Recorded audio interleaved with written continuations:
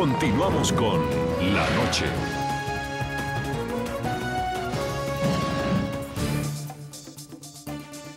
Los enfrentamientos entre chavistas y opositores se desplazaron de las calles al seno de la Asamblea Nacional de Venezuela.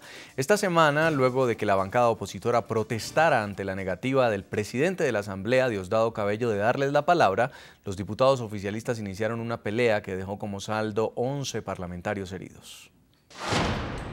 Mientras que el mandatario de Venezuela, Nicolás Maduro, asistía a una función del Circo del Sol en el Poliedro de Caracas, en la Asamblea Nacional los diputados protagonizaban una gresca que emulaba los espectáculos de un circo romano.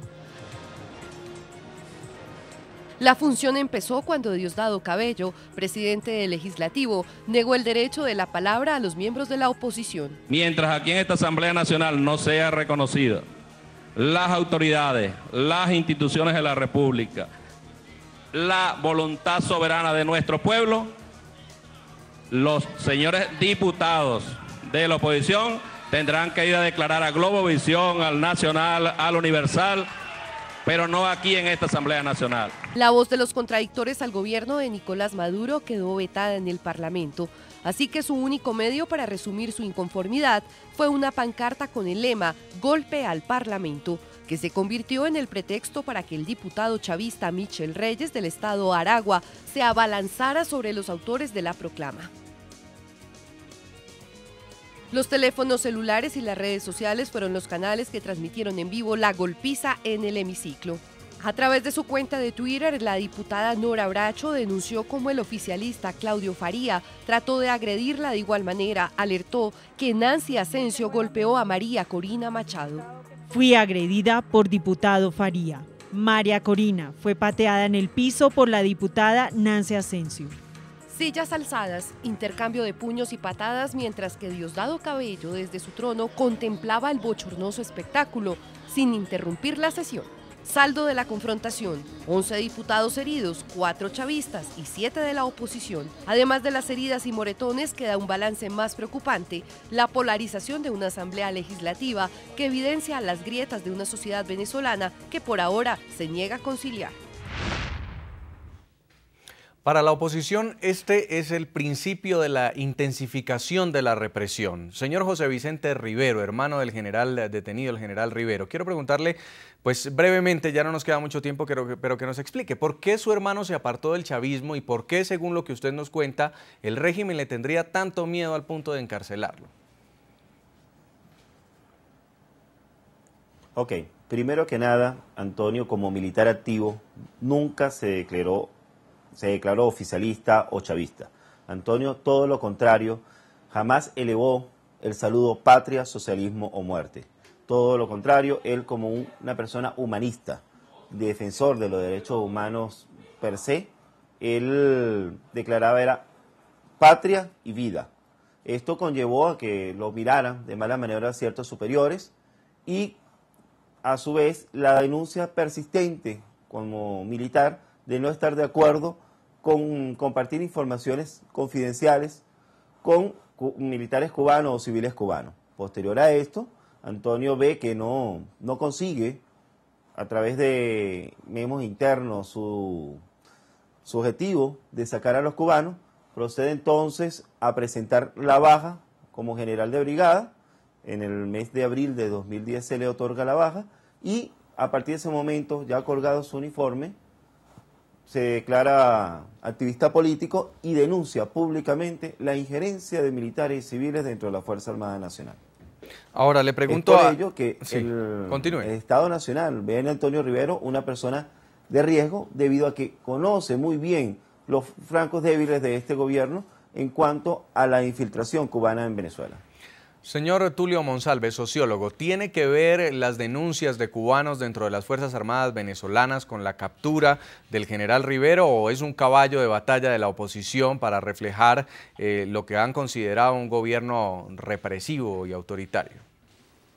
No es represión, debe entender muy bien que es un Estado que tiene que mantener la seguridad pública y el general Rivero, que por cierto, no pareciera que con la gradación e información que tenga no sepa justamente todo el historial que en Venezuela existe de la de ejército militar extranjero en Venezuela.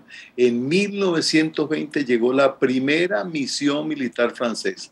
En 1941, una cooperación de enseñanza militar naval también francesa. En 1946, las Fuerzas Armadas contaron con asesoramiento contratado por Estados Unidos. Y desde el 46 hasta el 2002 había presencia militar permanente en los niveles más altos que puede haberse. No hemos visto en el caso de la intervención, como la llama el señor Rivero, cubana, ninguna base militar. En Venezuela no existe ninguna base militar. No hay ninguna base militar. Mal podría hablarse de presencia militar en un país donde tiene 7 bases militares que atentan contra la seguridad de todo un continente. Entonces, ¿cómo venir él a hablar? No va a saber él que es un sistema de cooperación internacional y que es un problema histórico de cualquier fuerza armada del mundo. Uno. Segundo, que la cooperación internacional entre países iguales es una cosa necesaria y común. Lo que pasa es que a él le molesta, al señor Rivero, y a la gente de la oposición, que la penetración no sea proveniente de Estados Unidos, sino de un país igual al de nosotros. Es infantil suponer que Cuba nos haya penetrado. Una isla tan pequeña, te imaginas que es 1/3 de la población venezolana, supone que es la que está controlando. Eso me parece una infantilada en todo caso. Entonces, sí. Dígame.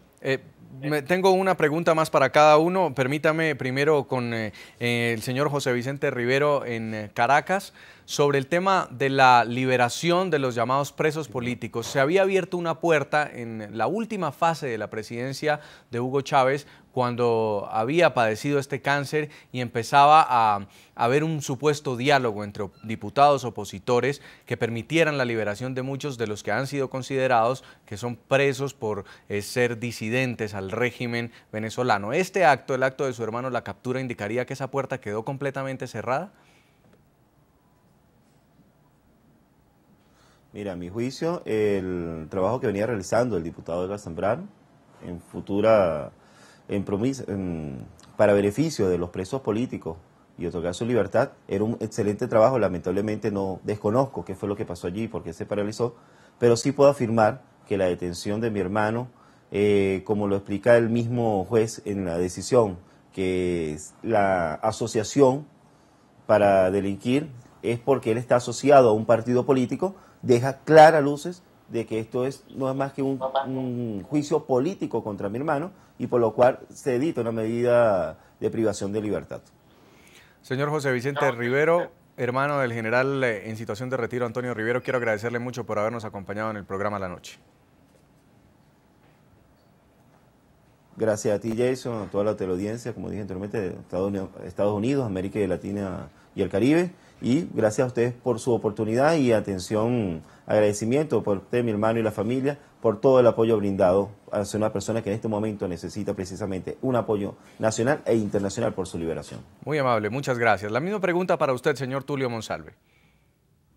¿Cuál es la pregunta? No me acuerdo. Si usted considera que esta puerta que se estaba abriendo en un diálogo de los diputados opositores para la liberación de los presos políticos o quienes han sido denunciados presos políticos, algunos incluso padeciendo de cáncer, como es el caso del señor Alejandro Peña Exclusa, quedó completamente cerrada luego de la detención del general Rivero. Bueno, ese es un tema de otra naturaleza. No mezclemos las cosas, porque en un momento dado sí se previó la posibilidad de que algún conjunto de esos presos no son presos políticos, son presos por el que el señor Peña Exclusa se le acusa de preparar bombas, sencillamente y preparar y difundir bombas molotov y bombas de alto calibre, o sea que no está, ahora parece enfermo, bueno, sería cuestión de que se le tratara, pero el resto de los que están ahí, 4 de ellos están por juicios después de 3 años de duración, acusados de asesinato, sencillamente asesinato de gente en la calle. Durante la sonada del golpe de Estado del 2002. Asesinato. Entonces, esa persona se tiene juicio de 30 años. Entonces, el diputado Zambrano quería hacer un paquete integral a donde otras personas que pudiese, por razón de su condición física o salud mental o salud física, habérsele tratado con un espíritu humanista, lo que no está negado, eso es evidente, pero no mezclen el paquete porque ya comienza un uso de carácter político de esa opción que está desarrollando el diputado Zambrano para crear confusión de materia opinal. Entonces, sencillamente, no hay presos políticos, son personas civiles a quienes se les acusó por delitos de orden público y por delitos, entre otros, como el del mismo general Rivero, que por lo demás lo que estaba buscando es una nueva diputaduría con voluntad popular. Y sabemos que ese general Rivero no va a tener, nunca ha tenido ninguna presencia política reconocida, salvo ahora que vuelve a ser una reaparición después que se le acusó, a donde en el video donde muestra está muy claro él dando la instrucción militar a unos jóvenes en la calle sobre la manera de hacer más eficiente su trabajo subversivo. Sí, pues esperemos, señor Monsalve, por lo menos que... Y no él estaba instruyéndolos militarmente. Sí. El general desconoce el tema de la cooperación militar internacional, que así fue una tradición en Venezuela desde 1920, 1930, Señor 1946 Monsalve. Y la presencia norteamericana desde el 46 hasta el 2000 y tantos. Se nos ha agotado el tiempo, señor Monsalve, pero quiero agradecerle mucho y quiero, por supuesto, decirle que esperaremos que se agoten todas las instancias judiciales y, por favor, que se solucione pronto toda esta tensión política que se ha mantenido en Venezuela durante este tiempo. Señor Monsalve, sociólogo, experto en negociaciones internacionales, gracias por haber estado con nosotros en la noche. Muchas gracias y muy amable por usted y usted también. Nosotros estamos muy pendientes de ver de qué forma logramos una situación de paz. Es una cuestión que todos la estamos y la ansiamos. Y muchas gracias por su invitación. Gracias por su tiempo. A todos nuestros televidentes los invito a que nos envíen sus comentarios a www.ntn24.com. Escríbanos en Twitter @ntn24, también a @segurizatintn24 o a @Jason Calderón. La noche seguirá encendiendo las luces para que usted vea el punto clave de la noticia. Que pasen muy buena noche.